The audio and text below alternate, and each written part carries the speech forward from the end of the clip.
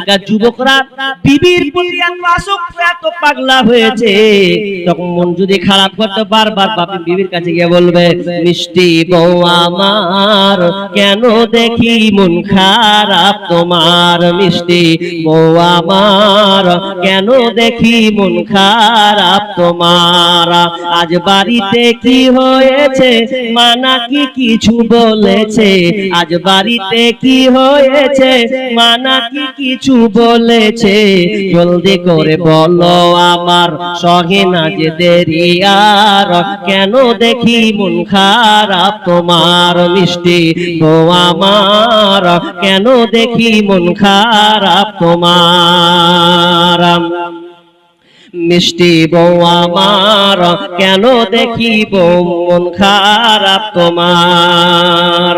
এভাবে কেন বউকে বারবার যেন বুঝাচ্ছে তোমার মনটা কেন খারাপ। তখন বিবিটা বলছেন, তোমার মায়ের জ্বালা স্বামী সহিতে পারি না আমি, তোমার মায়ের জ্বালা স্বামী সহিতে পারি না আমি, থাকবো না এই বাড়িতে চলে যাব বাপের ঘর, কেন দেখি মন খারাপ তোমার, মিষ্টি বউ আমার কেন দেখি মন খারাপ তোমার।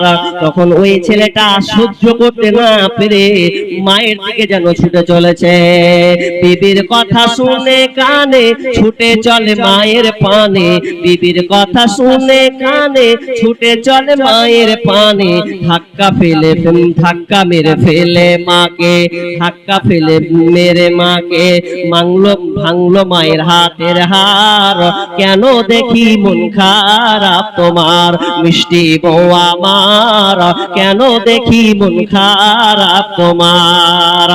কান্দিয়া ব্যাকুল রে হানজালা শহীদ রে,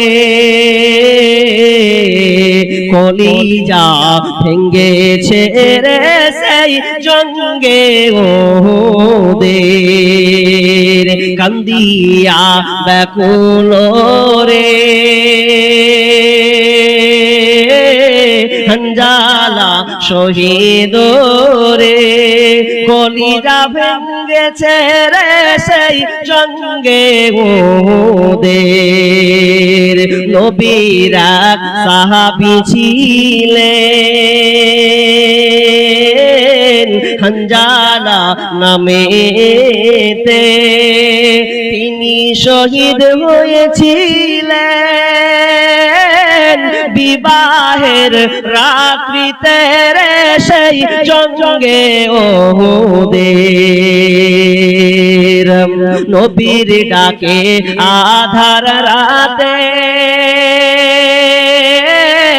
কহেন বিবির তরে, বিয়ে রাতে চলছি রানে, বিদায় দাও আমারে রে যাব জঙ্গে ওদের। বিবি বলে আল্লাহর কাছে দোয়া করে, বিবি বলে আল্লাহর দরবারে, বিয়ে রাতে নব স্বামী সপিলাম তোমারে রে সেই জঙ্গে ওদের। যুদ্ধে গেলেন শহীদ হইলেন নাপাকের গালাতে, নবী জেনে সাহাবাদের বলেন গোসল দিতে রে সেই জঙ্গে ওদের। হঠাৎ নবী গাইবি আওয়াজ পেলেন কানে শুনিতে, হানজালার গোসল হয়েছে ফেরেশতাদের হাতে রে সেই জান্নাতের পানিতে। বিশ্বনবী বললেন এমন একটা জামানা আসবে ওয়াতার রাজুল ইমরাতাহু, যখন নারী পুরুষরা নারী অনুগত হয়ে চলবে, পুরুষ যেটা নারী বিবি যেটা বলবে ওটার কথার মতন চলবে।